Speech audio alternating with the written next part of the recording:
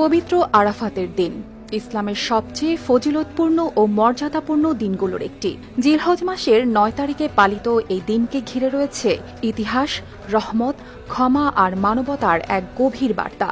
এই দিনে আরাফাত ময়দানে দাঁড়িয়ে রাসূল সাল্লাল্লাহু আলাইহি সাল্লাম দিয়েছিলেন তার ঐতিহাসিক বিদায় হজের ভাষণ। এই দিনেই নাজিল হয়েছিল ইসলাম পূর্ণাঙ্গ হওয়ার ঘোষণা।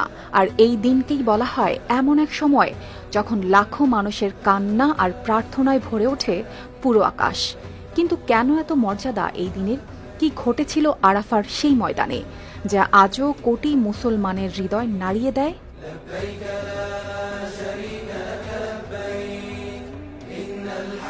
সৌদি আরবের মক্কার কাছে অবস্থিত মাউন্ট আরাফাতের বিশাল ময়দান। হজের সময় পৃথিবীর নানা প্রান্ত থেকে আসা লাখো মুসলমান এখানে একত্রিত হন। ইসলামে এমনকি বলা হয়েছে আল হাজ্জু আরাফা, অর্থাৎ হজই হল আরাফা। মানে কেউ যদি হজের সব আনুষ্ঠানিকতা পালনও করেন কিন্তু নির্ধারিত সময়ে আরাফার ময়দানে উপস্থিত না থাকতে পারেন তাহলে তার হজ সম্পূর্ণ হবে না। এতটাই গুরুত্বপূর্ণ এই দিন ও এই স্থান। ১০ হিজরিতে মুহাম্মদ সাল্লাল্লাহু আলাইহি সাল্লাম তার জীবনের শেষ হজ পালন করেন। আর সেই হজেই আরাফার ময়দানে দাঁড়িয়ে দেন ইতিহাসের অন্যতম গুরুত্বপূর্ণ ভাষণ, বিদায় হজের ভাষণ। তিনি বলেছিলেন, কোনো আরবের ওপর অনারবের শ্রেষ্ঠত্ব নেই, আবার অনারবের ওপরও আরবের শ্রেষ্ঠত্ব নেই। মানুষের মর্যাদা নির্ধারিত হবে তাকওয়া বা নৈতিকতার মাধ্যমে। আজও এই ভাষণকে মানবাধিকারের অন্যতম গুরুত্বপূর্ণ ঘোষণাগুলোর একটি হিসেবে দেখা হয়। ইসলামী বিশ্বাস অনুযায়ী এই আরাফার দিনেই নাজিল হয় কোরআনের সেই বিখ্যাত আয়াত, আজ আমি তোমাদের জন্য তোমাদের দিনকে পূর্ণাঙ্গ করলাম। সূরা মাইদা আয়াত ৩। এই আয়াত নাজিলের মাধ্যমে ইসলামকে পূর্ণাঙ্গ জীবন ব্যবস্থা হিসেবে ঘোষণা করা হয়। এ কারণে আরাফার দিন মুসলমানদের কাছে বিশেষ মর্যাদার। আরাফার দিনকে শুধু হজের আনুষ্ঠানিকতা হিসেবেই দেখা হয় না। অনেক আলেম বলেন এই দিন মানুষকে কিয়ামতের কথাও মনে করিয়ে দেয়, কারণ লাখো মানুষ একই পোশাকে, একই ময়দানে, একইভাবে দাঁড়িয়ে থাকেন।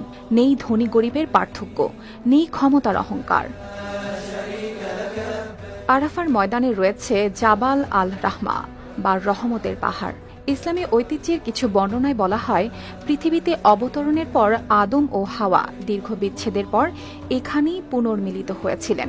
হাদিসে আরাফার দিনকে ক্ষমা ও দোয়া কবুলের দিন বলা হয়েছে। বিশ্বাস করা হয় এই দিনে আল্লাহ অসংখ্য মানুষের গুনাহ মাফ করেন। এ কারণেই আরাফার বিকেলে লাখো মানুষ কান্নায় ভেঙে পড়েন। কেউ অতীতের ভুলের জন্য ক্ষমা চান, কেউ নতুন জীবনের আশা করেন। যারা হজে যেতে পারেন না তারাও এই দিনে রোজা রাখেন।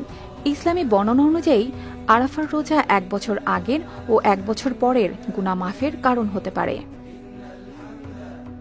বিশ্বের সবচেয়ে বড় শান্তিপূর্ণ ধর্মীয় সমাবেশগুলোর একটিও এই আরাফার দিন, কারণ এই ময়দানে দাঁড়িয়ে মহানবী সাল্লাল্লাহু আলাইহি সাল্লাম মানব জাতির জন্য শেষ বড় বার্তা দিয়েছিলেন। সেই আরাফার ময়দান আজও কোটি মানুষের চোখে এনে দেয় অশ্রু। অর্পিতা জাহান, RTV।